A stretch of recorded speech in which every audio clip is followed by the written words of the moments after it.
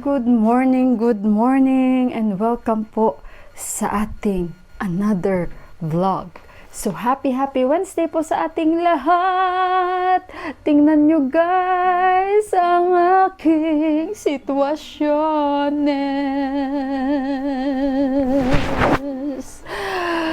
Alam ko, lahat kayong mga nanay na tulad ko, makaka-relate kayo sa akin. Tingnan nyo guys, hindi pa ako natapos-tapos o nakaka-graduate sa aking mga tupin. So, ayun guys, pero ang importante, nakakain na tayo. Beautiful weather, a beautiful sunny day. Kanina guys, nung nagising ako umaga, ang aming temperature is sa 10 degrees po kami. Okay lang, kayang-kaya pa rin kasi nga siguro naka-adjust na rin yung katawan natin. But anyway guys, kumusta kayong lahat? Ayan guys, kagabi nag-overtime ako dahil ang ginagawa ko ngayon, lalong-lalo na pa-winter, ang mga to, ilalagay ko ito ulit sa cabinet at ilalabas ko na naman yung panlamig namin dahil today guys, parang patagal is talagang nagpapa-extreme na yung lamig guys. Sa ngayon, ito yung aking sitwasyon. So sa mga nakaka-relate sa akin, ayan, at matatapos ko rin yan mamaya-maya konti lang at yung hanger ko nandito pa sa sahig. So, yung aking asawa, I think gising na siya.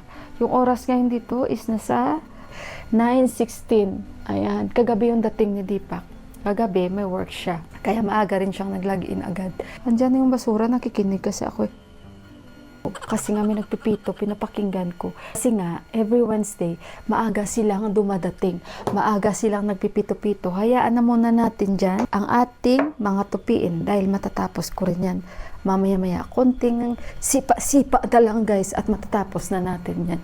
So ngayon, ako ay magluluto tayo ng karkalo. Sabi naman sa akin ni Sisira, masarap din daw yun pag may okra. Ito yung pinaka first time na magluto ako niyan. Kasi confused ako guys paano linisin itong gabi na ito. So ito yung parang laing nila. Nepali style ito. So ito yung lulutuin natin. I think lagyan ko na lang siya ng alo. Kasi si Deepak, parang hindi siya pala kain ng mga pagkain ng mga slimy ba. Hindi niya type yung ganun. Lalo pag okra, hindi niya type yun. So, ang gagawin ko, sa laing na Nepali style or yung karkalo nila is lalagyan ko siya ng patatas. So ngayon, bibili muna ako sa labas ng gloves. Wala akong gloves dito eh.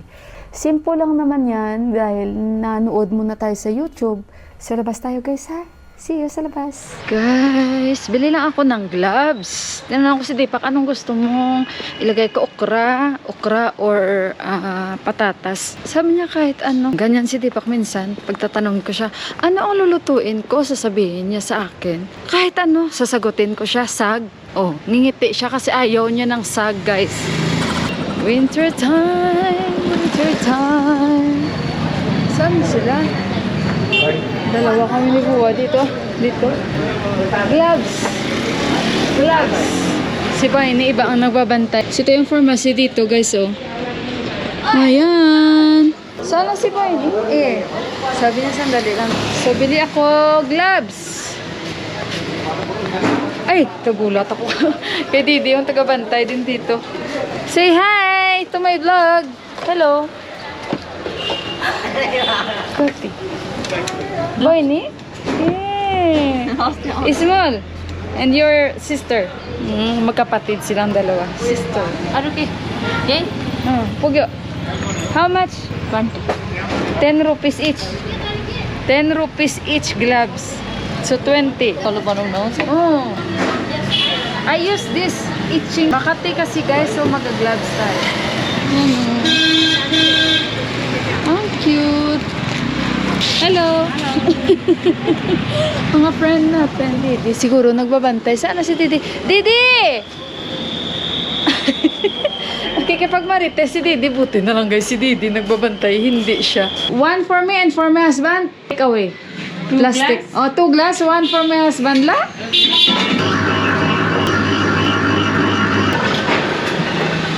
60 rupees yan guys. One for my husband. One for me. And one for me.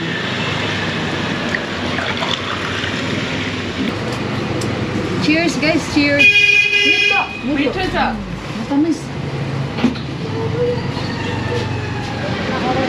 Ay, ay, ay, ay, ay. Bye! So, ayun guys. Tara na at magluluto pa ako ng karkalo. Binilang ko si Deepak ng sugar cane. Bye-bye! Fine, fine!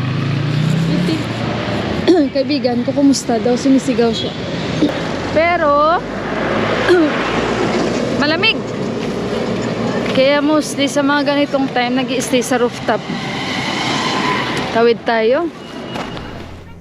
Okay guys, nandito na tayo. Kuhanin na natin tong karkalo. Favoritin pala ni Deepak. Hindi lang ako nagluluto. Mag-gloves lang tayo kasi babalatan natin ito. So, balatan natin to first. Kuhanin lang natin tong dahon.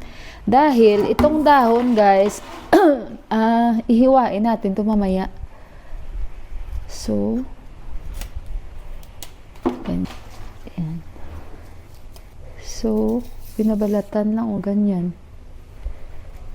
So, kung sa atin pala pwede din kayo magluto ng ganito. Parang matrabaho lang siya balatan. Kung tamad ka, hindi ka talaga magluluto nito kasi sa ganito ba? Di bale? Ganun talaga. Pag may tiyaga, may nilaga. Kung tamad ka, nga ka na lang.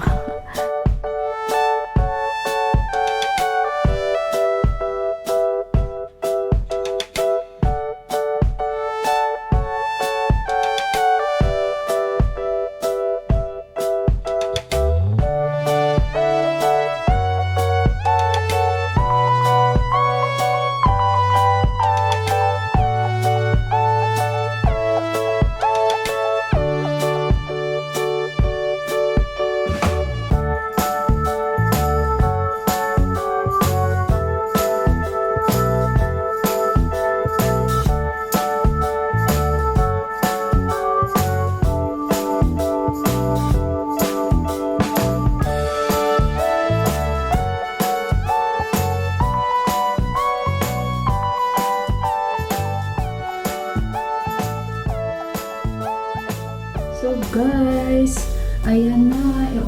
Papakita ko sa inyo. Ito na yung nahiwa ko. Yan. Yung stem ng gabi. At saka ito na yung dahon. Nahugasan ko na rin guys. So ang una natin gagawin, maglalagay tayo doon ng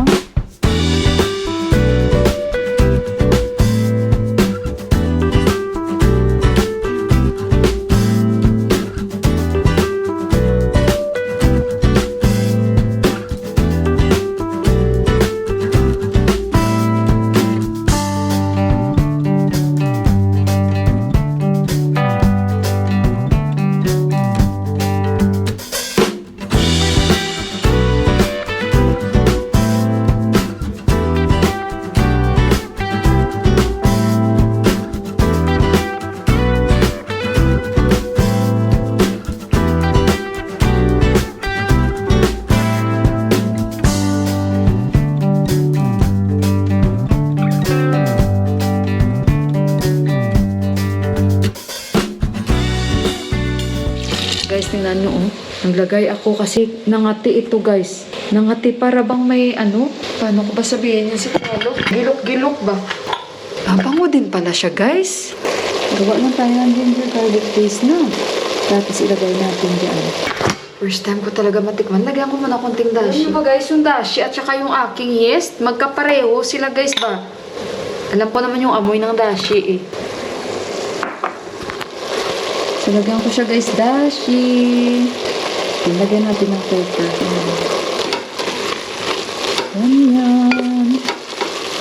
Luto tayo. Hindi naman sila mga pagkain na tulad natin. Kaso lang, syempre, iba-ibang style lang yan ng pagluluto. Kasi iba-iba man ang kultura. Ganun lang yun. At gagawa tayo na ginger garlic paste. Sinaan lang muna natin. After nyan, konting sabaw lang talaga yan. At pakuluan na natin sa pressure cooker. Ito yung ginger garlic paste. Ayan. At konting sabaw.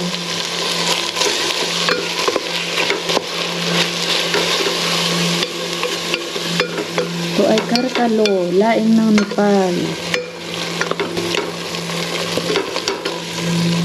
Sa labas, mukhang masarap pala ito, guys. Sandali mo.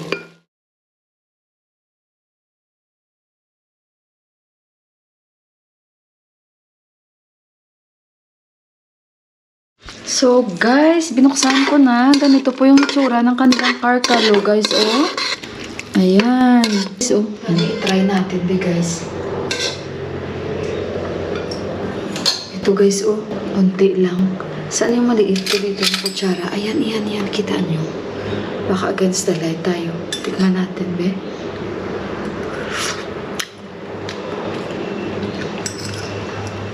Ay, guys, namit, guys. Masarap. Uy, namit.